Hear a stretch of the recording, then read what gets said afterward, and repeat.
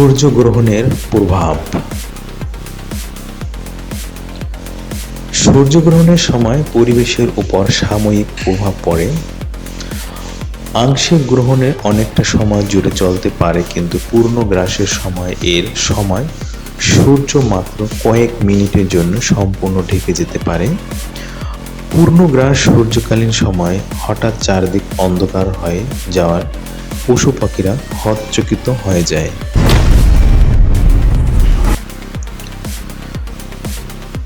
অসময়ে অন্ধকার হয়ে যাওয়ার অনেক পাখি ভয় পেয়ে ডাকাডাকি বন্ধ করে দেয়। ঝিঁঝি পোকা শব্দ করা শুরু করতে পারে।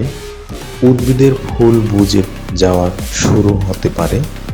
কিছু কিছু স্থানে বায়ুর তাপমাত্রাও সামান্য কমে যেতে পারে। তবে সূর্যগ্রহণ সূর্য সংক্রান্ত গবেষণার কিছু দুর্লভ সুযোগ সৃষ্টি করে। যেমন সূর্যের করোনা নিয়ে তথ্য সংগ্রহের সবচেয়ে ভালো সুযোগ সূর্যগ্রহণের সময় আসে।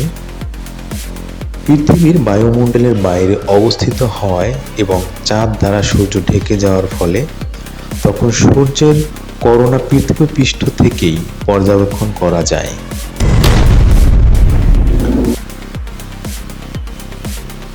গ্রহণের সময় পৃথিবীর বায়ুমণ্ডলে, বিশেষ করে বায়ুমণ্ডলের উপরের অংশে কী ধরনের পরিবর্তন হয় তা পর্যবেক্ষণ করা যায়।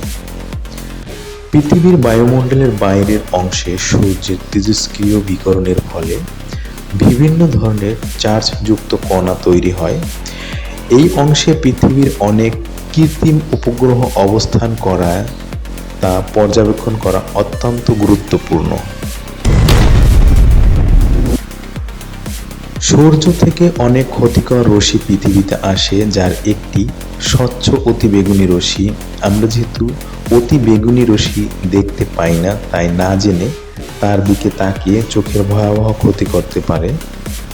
সরাসরি সূর্যের দিকে তাকালে মাত্র কয়েক সেকেন্ডে চোখের স্থায়ী ক্ষতি হতে পারে। সূর্যগ্রহণের সময় সরাসরি সূর্যের দিকে না তাকিয়ে কোথাও সূর্যের প্রতিচ্ছবি ফেলে সেটা দেখে সবচেয়ে নিরাপদ পদ্ধতি। পিনহোল ব্যবহার করে সূর্যগ্রহণ পর্যবেক্ষণ করা সহজ। একটি শক্ত কাগজে ছোট একটি ছিদ্র করে তার মধ্য দিয়ে গ্রহণের সময় সূর্যের আলো অপর একটি পর্দায় ফেলে সেখানে সূর্যগ্রহণ দেখা যায়।